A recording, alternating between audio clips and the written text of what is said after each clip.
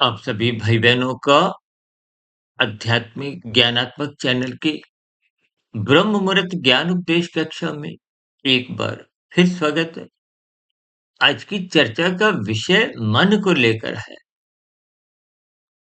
क्योंकि मन को शास्त्रों में बार बार एक विशेष स्तर पर मोक्ष का कारण भी कहा है और बंधन का कारण भी।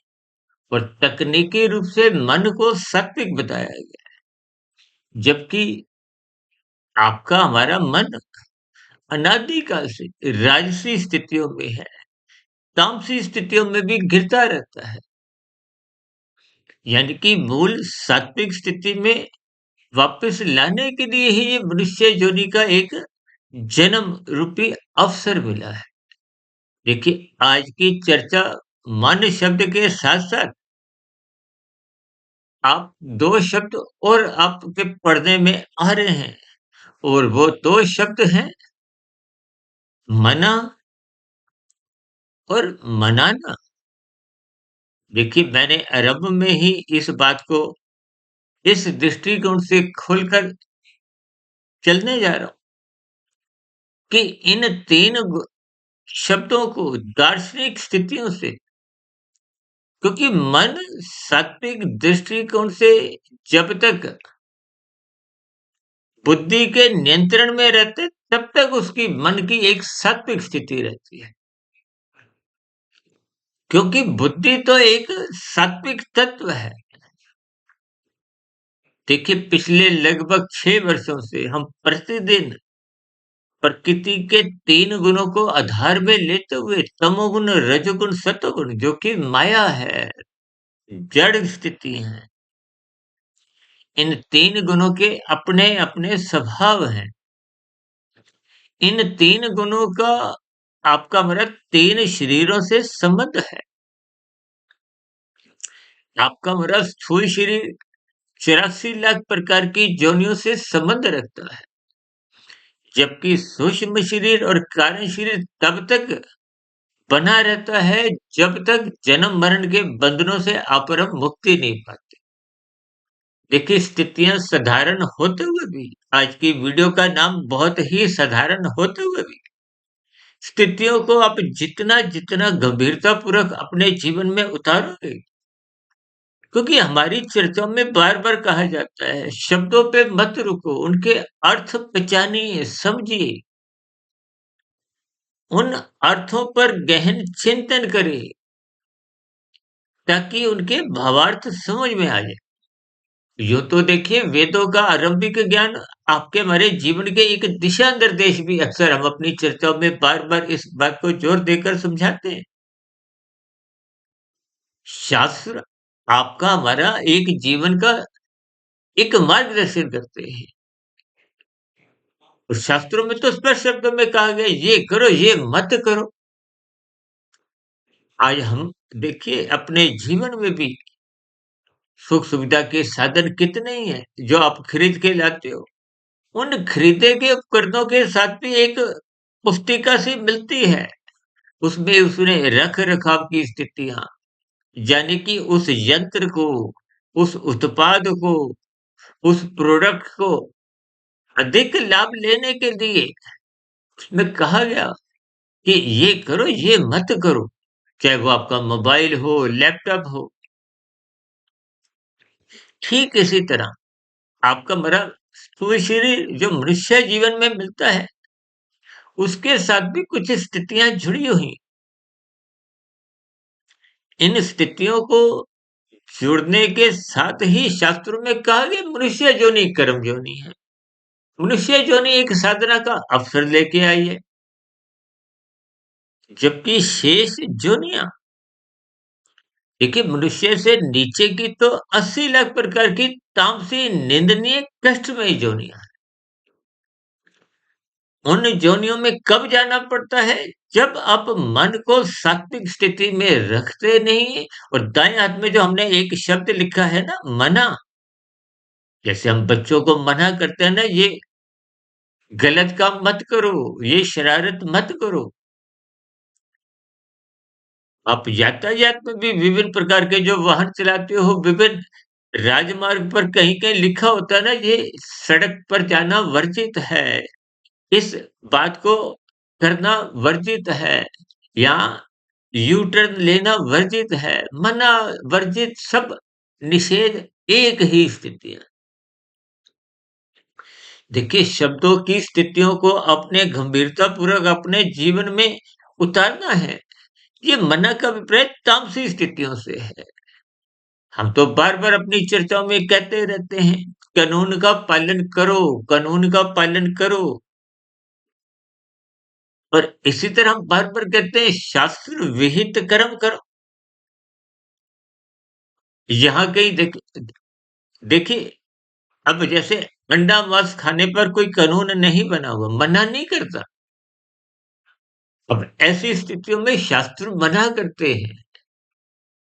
आज कलयुग में देखिए, विदेशों में तो मांसाहार भोजन का प्रचलन पहले से ही है। अब विदेशों के साथ-साथ भारत में भी ये प्रचलन बढ़ता जा रहा है। आपके हमारे परिवारों में भी इन सभी स्थितियों से उतना परहेज नहीं रखते। देखिए, शास्त्र बार-बार कहते हैं, तमोगुण की निंदा करो, रजोगुण की उपेक्षा करो, सत्वगुण की प्रशंसा करो। इन 3 शब्दों के ऊपर हमारी चर्चाएँ 1 बार नहीं, 2 बार नहीं, 10 बार नहीं, 100 बार नहीं, कितनी बार हो चुकी है। इन सभी स्थितियों को आधार में लेते हुए हम अलग-अलग वीडियो के नाम के अनुसार चर्चा को आगे गति तो देते हैं, लेकिन मूलभूत स्थितियाँ प्रकृति के 3 गुण, शास्त्रों की जो-जो बातें समझाई गई हैं, उन 3 गुणों से ही आपके मेरे 3 शरीर, स्थूल शरीर, सूक्ष्म शरीर, कारण शरीर। और ये स्थूल शरीर का संबंध 84 लाख प्रकार की योनियों से है। अभी बताया ना, नीचे की योनियां 80 लाख, ये निंदनीय योनि है। अब कितना बड़ा अनुपात, देखिए, 84 लाख कुल योनियां हैं। अब उन 84 लाख में 80 लाख प्रकार की दंडनीय योनियां, तो इसका अभिप्राय कुछ आप समझ ही सकते हो कि आप और हम मिले हुए जीवन का सदुपयोग नहीं करते। सदुपयोग नहीं करने का अभिप्राय, आप और हम कानून का भी उल्लंघन करते हैं, शास्त्र विरुद्ध भी पाप कर्म करते हुए हिचकते नहीं है। यानी कि दाएं हाथ में जो हमने एक शब्द मना लिखा है, वो तमोगुण का प्रतीक है। जिन बातों को शास्त्र मना करते हैं, देखिए, आप जब कभी कोई पाप कर्म करते हो, मन के भीतर से आवाज आती है, एक घंटी बजती है, बुद्धि आपको रोकती है कि मत करो। देखिए, आज आपको कोई चलते-फिरते एक थप्पड़ मार दे, तो आपको कितना एक बुरा लगता है, क्रोध भी आ जाता है।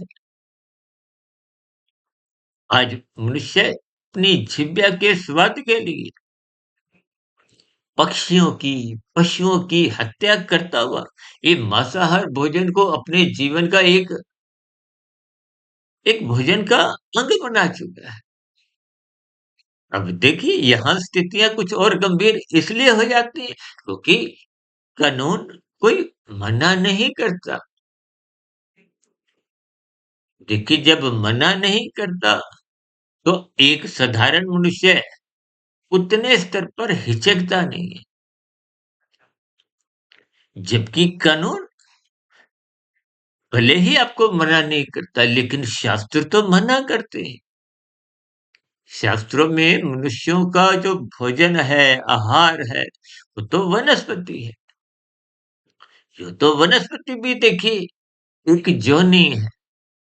अभी मैंने बात रखी ना कि 80 लाख प्रकार की तामसी निंदनीय योनि, ये नीचे की है। 80 लाख में 20 लाख प्रकार की ये वनस्पति योनियां। तो वनस्पति योनि तो देखिए कोई चल फिर नहीं सकती। आपके परिवार में कहीं गमला लगा हो, देखिए, कहीं भी पेड़ पौधे होते हैं, ये चल फिर नहीं सकते। ये अपने भूमि के साथ बंधे हुए हैं। ऐसे बहुत से मनुष्य हैं जो देखिए वनस्पति को जोनी नहीं समझ। देखिए शास्त्रों में तो स्पष्ट शब्दों में कहा गया 20 लाख तरह की वनस्पति जोनियां हैं, 9 लाख तरह के जल में रहने वाली जोनियां, 11 लाख तरह के कीड़े मकोड़े हैं। अब 20, 9 और 11 ये 40 लाख हो जाती है। और 10 लाख तरह के पक्षी और 30 लाख तरह के पशु, ये संख्या 80 लाख हो जाती है। ये एक निंदनीय जोनियां हैं, ये कष्टमय जोनियां इसलिए क्योंकि मनुष्य जोनि के मरते समय यदि पुण्य कर्मों के कर्मशय में कमजोरी रह जाती है, कम रह जाता है, पाप कर्मों की अधिकता हो जाती है, तो प्रकृति के कर्मफल सिद्धांत के अनुसार वो पुनः मनुष्य योनि की प्राप्ति नहीं होती। वो क्रमशः जितना अधिक अनुपात होता है, उसके अनुसार फिर नीचे की योनियों में जाना पड़ता है। और उन नीचे की योनियों का देखिए शास्त्रों में कहीं कोई क्रम लिखा नहीं है, लेकिन मैं इन सभी स्थितियों को एक क्रम के अनुसार समझाने का एक प्रयास करता हूँ। जिसके पाप कर्म अधिक होते हैं, किसी के देखिए 90% पाप कर्म है, 10% ही पुण्य कर्म है। अब पाप कर्मों का अभिप्राय देखिए तामसी स्थितियों से है। राजसी कर्मों को जीरो की श्रेणी में आप समझ सकते हो। अक्सर मैं अपनी चर्चाओं में कहता हूँ ना, ये खाया-पिया बराबर है। जबकि सात्विक कर्मों को परोपकार से जोड़ा जाता है। साधारण परिस्थितियों में देखिए परोपकार के कार्यों को ही लोग पुण्य कर्म समझते हैं, लेकिन परमात्मा की व्यवस्था में ये राजसी कर्म भी पुण्य श्रेणी में ही आते हैं, भले ही ये कोई एक विशेष आपको फल नहीं देते। या यूं को कि ये एक समय की बर्बादी है, क्योंकि रजोगुण में रहते हुए यदि आप अपने जीवन में केवल व्यक्तिगत स्तर पर ही अपना जीवन बिताते हो, तो ये समय की बर्बादी इस दृष्टिकोण से है क्योंकि आपकी हमारी आयु निरंतर कम होते होते वो मृत्यु की ओर जा रही है, वो समाप्ति की ओर जा रही है। यानी कि साधना का जो एक अवसर है, लाभ कमाने की जो एक स्थितियां हैं, उन स्थितियों को हम निरंतर खोते जा रहे हैं। देखिए भले ही आप अब जैसे कोई परीक्षा में बैठा है, अब परीक्षा में यदि वो फेल हो जाता है, कोई दंडनीय अपराध नहीं है, कोई एक साधारण अंकों में पास होता है तो खुशी की बात है। कोई 100% नंबर लाके उत्तीर्ण होता है तो बहुत ही खुशी की बात मानी जाती है।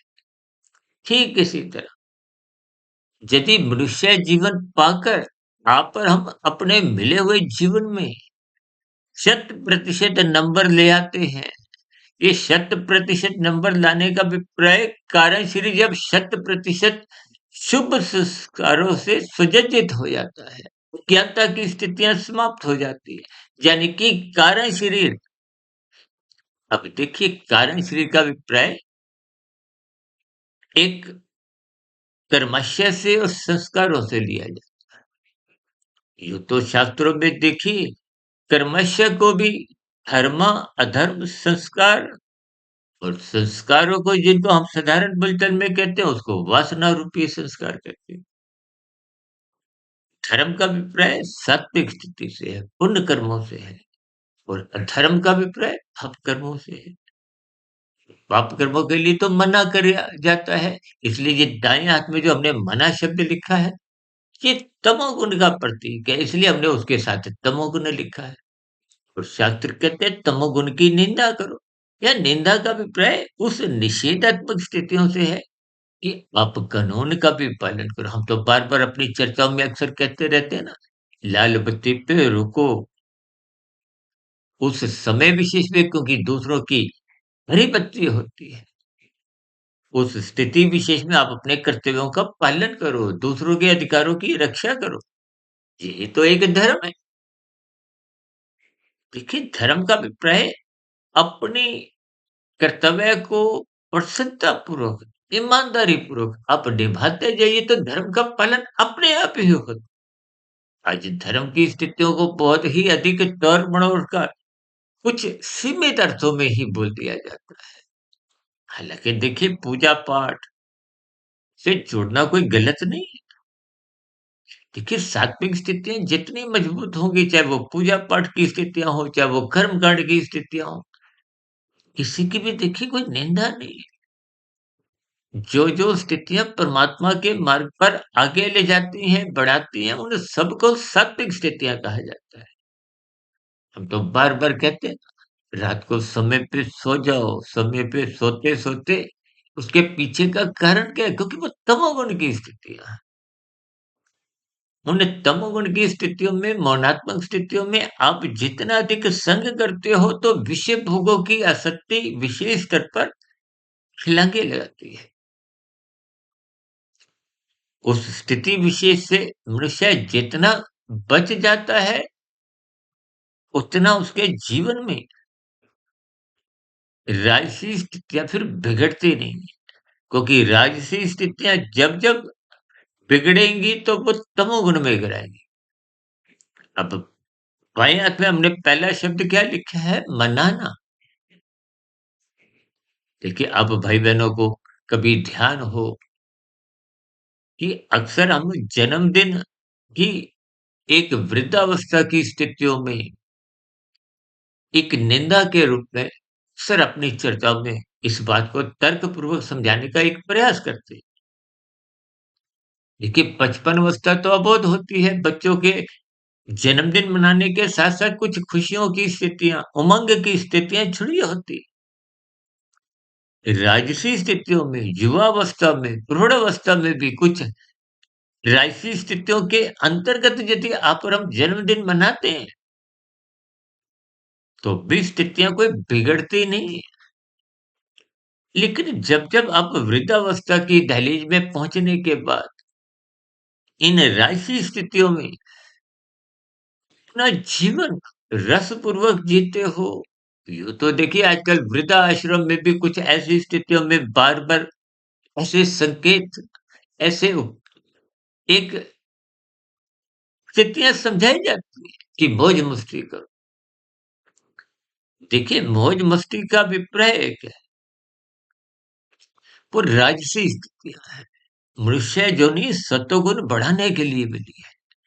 मौज-मस्ती की देखिए भले ही निंदा नहीं है, इसलिए तो शास्त्र कहते हैं रजोगुण की उपेक्षा करो। प्रशंसा शब्द सत्वगुण के साथ आया है। यदि आप सात्विक भाव से जन्मदिन मनाते हो, तो देखिए सत्वगुण का प्रवेश होते ही वो एक मन की स्थिति जो हमने देखी है, मन को सत्वगुण के साथ इसलिए लिखा है।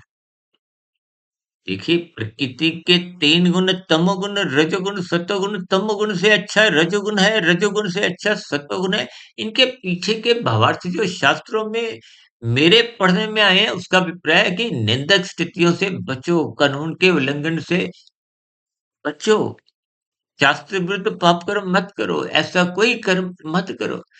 देखिए ये छीना-झपटी, झूठ, छल, कपट, ठगी, हेरा-फेरी, आजकल तो डिजिटल अपराध, हेरा-फेरी है, रिश्वतखोरी।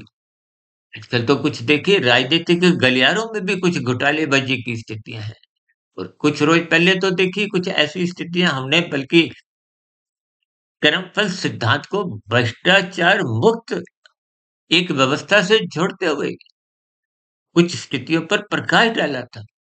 संध्या बेला ज्ञान कक्षा की वीडियो में। क्योंकि आजकल देखिए रिश्वतखोरी कहो, अनैतिक कार्यों से जब आप धन इकट्ठा करते हो, देखिए जब-जब आप अपने कर्तव्यों का पालन नहीं करोगे तो कुछ ना कुछ ये राजसी, तामसी स्थितियाँ अपने आप ही पनपने लगती हैं। शास्त्र क्यों कहते हैं धर्म का पालन करो, सत्संग करो। जो मनुष्य सत्संग नहीं करता उसके जीवन में पशु वृत्तियाँ पनपने की संभावनाएँ बढ़ने लगती हैं। आज पशु वृत्तियाँ ही नाचने लगी। नाचने का अभिप्राय आप समझ ही सकते हो। अभी कुछ महीने पहले देखिए कुछ प्री वेडिंग की स्थितियाँ बहुत चर्चा में रही। आपके मेरे परिवारों में भी देखिए ब्याह-शादियों में कुछ ऐसी ही स्थितियाँ देखने को मिलती हैं। देखिए फेरों की स्थितियाँ तो सात्विक मानी जाती है।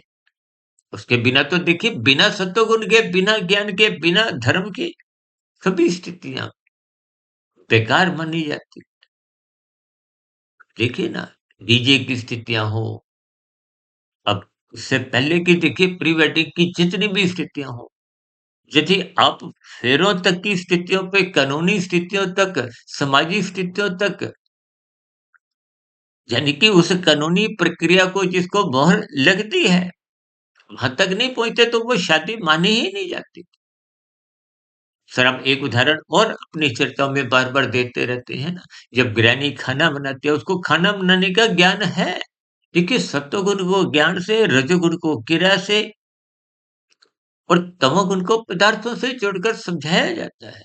यूँ तो आपका हमारा शरीर भी तामसी है, पृथ्वी, जल, अग्नि, वायु 5 पदार्थों का बना है।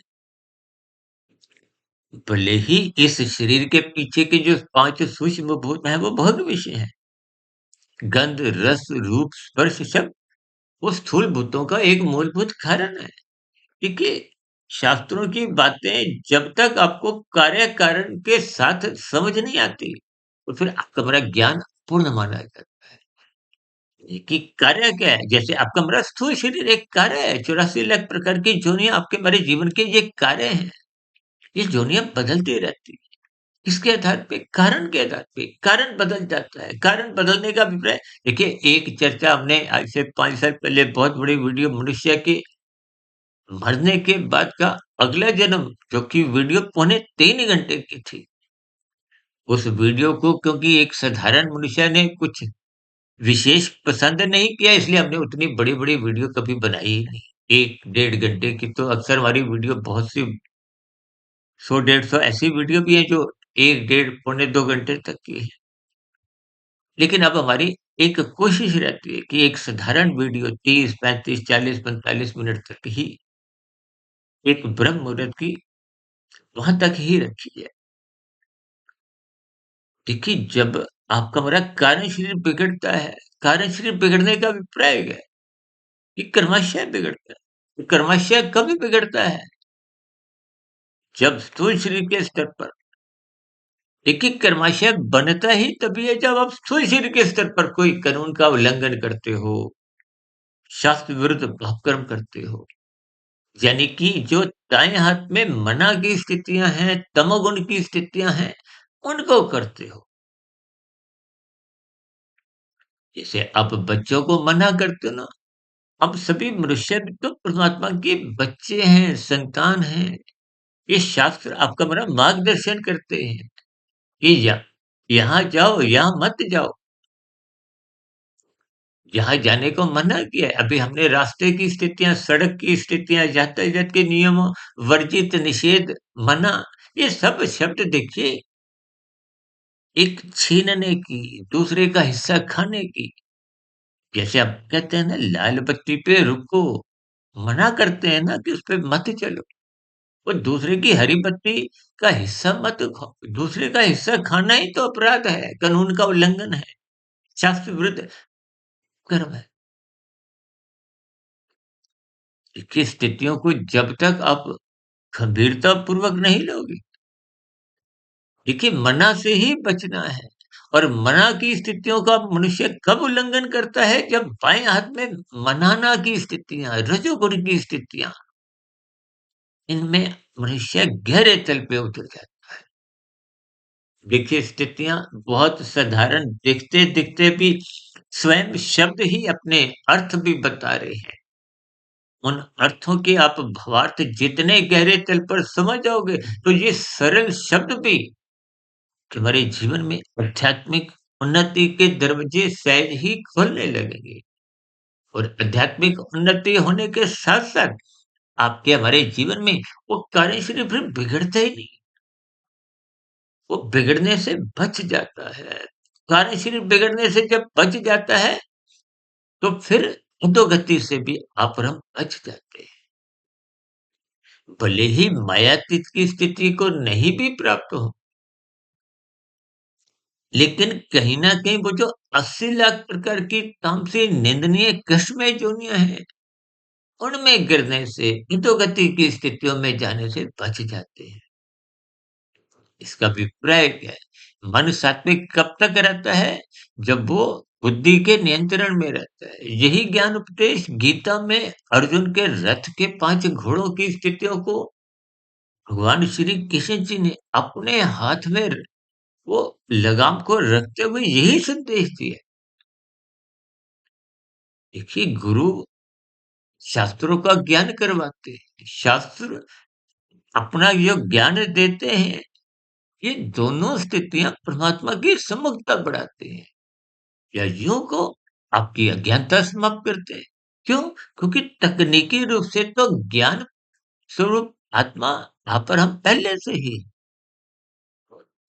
ये मनाना शब्द की स्थितियाँ, मना शब्द की स्थितियाँ, यानी कि राजसी मनाना और तामसी मना, ये 2 स्थितियाँ जब जीवन में अमर्यादित हो जाती हैं, देखिए स्थितियों के, शब्दों के अर्थ गंभीरतापूर्वक आप समझते जाइए। क्योंकि जब-जब रजोगुण बिगड़ता है, वो तमोगुण में गिराता है। यानी कि जब-जब आप मौज-मस्ती की स्थितियाँ, आज देखिए ना, जितने भी जो पर्व हैं, ये पर्व आपको में परमात्मा से जुड़ने के लिए बनाए गए। भारत को तो आध्यात्मिक देश माना गया है। या तो हर दूसरे, तीसरे, 5वें दिन कुछ ना कुछ पर्व ऐसा बनाया जाता है। देखिए, ये कर्म कांड भी आपको में सत्वगुण में ले जाते हैं। सत्वगुण में स्थित रहने से ही आप और हम विशुद्ध सत्वगुणी सत्ता परमात्मा से जुड़ने की स्थिति में होते हैं। सर, हम अपनी चर्चाओं में एक उदाहरण बार-बार देते रहते हैं। आईएएस का अधिकारी बनने के लिए आईएएस की जो मुख्य परीक्षा है, वो पास करना अनिवार्य है। और उस मुख्य परीक्षा में बैठने का अधिकारी कौन होता है? जो पहले प्रिलिमिनरी टेस्ट पास करता है। प्रारंभिक परीक्षा में यदि वो फेल हो जाता है, तो फिर वो मुख्य परीक्षा में बैठने का अधिकारी ही नहीं है। वो आईएएस अधिकारी फिर बनने की स्थितियाँ तो बहुत दूर की हैं। इस बात को आप तमोगुण, रजोगुण और सत्वगुण की स्थितियों से जोड़िए। देखिए, परमात्मा तो विशुद्ध सत्वगुणी सत्ता है। आईएएस की मुख्य परीक्षा में बैठने का अभिप्राय सत्वगुण से आप समझो। जब तक आप तमोगुण, रजोगुण से ऊपर नहीं उठते, सत्वगुण में स्थित नहीं होते, सत्संग नहीं करते, गुरु के प्रवचन नहीं सुनते, शास्त्रों का स्वाध्याय नहीं करते और सबसे बड़ी बात ब्रह्म मुहूर्त में नहीं उठते। वो ब्रह्म मुहूर्त समय विशेष देखिए, ये जो वीडियो बन रही है, ये तो ब्रह्म मुहूर्त समय आरंभ होने में भी समय है। देखिए, परमात्मा की प्रेरणा से, गुरुओं के आशीर्वाद से पिछले लगभग 28-29 वर्षों से मैं 1 डेढ़ 2 बजे तक उठने का अपना एक स्वभाव, संस्कार कुछ परमात्मा की कृपा से बन गया है। शास्त्रों में एक जिज्ञासावश विशेष रुचि बनी होने के कारण ही गुरुओं के प्रवचनों को सुनने की, शास्त्रों को स्वाध्याय करने की और फिर उन सभी स्थितियों पर चिंतन करते-करते देखिए, आत्मा की प्रेरणा से लगभग 14-15 वर्ष पहले हमने एक पुस्तक प्रभु की वाणी फ़कीर की ज़ुबानी लिखी थी। ये जो आध्यात्मिक ज्ञानात्मक चैनल देखिए, इन यूट्यूब चैनलों का तो प्रारंभ लगभग 6 वर्ष पहले ही हुआ है। इससे पहले भी देखिए, इन सब स्थितियों में रुचि होने के कारण इनमें एक शोध की स्थिति है। इसलिए हम देखिए, शास्त्रीय बातों को विभिन्न उदाहरणों द्वारा समझाने का एक प्रयास करते हैं, ताकि मेरा स्वयं की भी एक सात्विक स्थिति परिपक्व बनी रहे और आप भाई-बहन जिन-जिन की रुचि हो उन सात्विक स्थितियों में मजबूती लाने की, मन को मूल सात्विक स्थिति में लाने की, उन भाई-बहनों को भी लाभ मिले। और ये लाभ तभी मिल पाता है ना, जब आप मन को मूल स्थिति में इसीलिए शास्त्र कहते हैं मन ही बंधन का कारण है, मन ही मोक्ष का कारण है।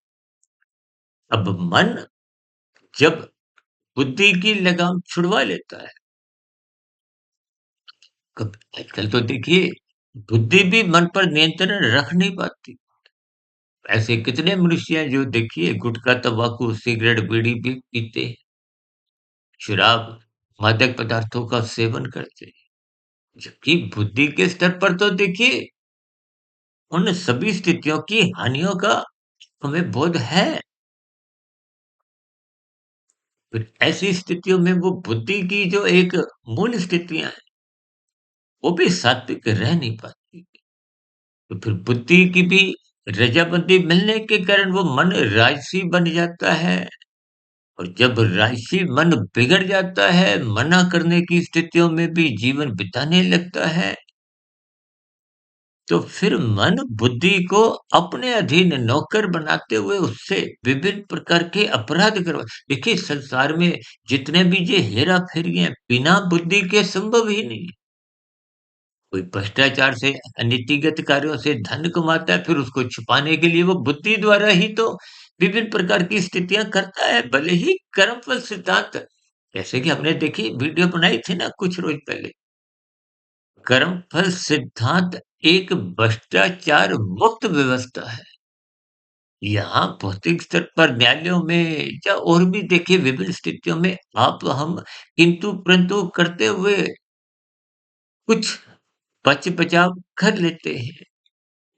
लेकिन परमात्मा की कर्मफल सिद्धांत की व्यवस्था में आज तक कोई भी मनुष्य, चाहे वो कानून का उल्लंघन किया हो, चाहे शास्त्र विरुद्ध पाप कर्म किया हो, इन स्थितियों से आज तक कोई भी मनुष्य बच नहीं पाया। इसलिए तो हम पाप कर्मों को एक गैर जमानती वारंट से जोड़ते हुए चर्चा को आगे दिशा देते हैं। यानी कि कर्मफल सिद्धांत के अंतर्गत कोई एक जमानत नहीं। भले ही परमात्मा देखिए परम दयालु है, कि परमात्मा का दिव्य गुण न्यायकारी है। परमात्मा किसी का भी पक्षपात नहीं लेते। यानी कि परमात्मा परम दयालु होने के कारण ही परमात्मा ने नीचे की 80 लाख जोनियों को क्रमशः अच्छे तरफ दिया, कि उनको दुखों का बोध नहीं हो। लेकिन आपको मुझे सचेत इसलिए रखा है कि आप इन 3 गुणों की स्थितियों को समझ जाएँ। यानी कि मन की सात्विक स्थिति में स्थित हो, बुद्धि के नियंत्रण में रहे। और बुद्धि सात्विक तभी रह पाती है जब वो निरंतर सत्संग करती है। सत्संग करने से सात्विक बुद्धि में विवेक शक्ति जगने लगती है। विवेक शक्ति जगने से शास्त्रों का यथार्थ ज्ञान विज्ञान समझ में आने लगता है। समझ में आने के बाद फिर मनुष्य इन संसारी वैभवों से, संसारी पतों से, उपलब्धियों से ज्ञान पूर्वक उसका वैराग्य बन जाता है। और ज्ञान पूर्वक वैराग्य होने से तो वो अपनी जो अनुकूल परिस्थितियों का भी त्याग करने लगता है। फिर छीना झपटी, मना करने की स्थितियों में संलग्न रहने का तो प्रश्न ही नहीं उठता। इसलिए मेरी आप सभी भाई-बहनों से हाथ जोड़कर विनती है कि मिले हुए जीवन का सदुपयोग कीजिए। देखिए ये शब्द 3 आज की वीडियो के बहुत ही सरल हैं।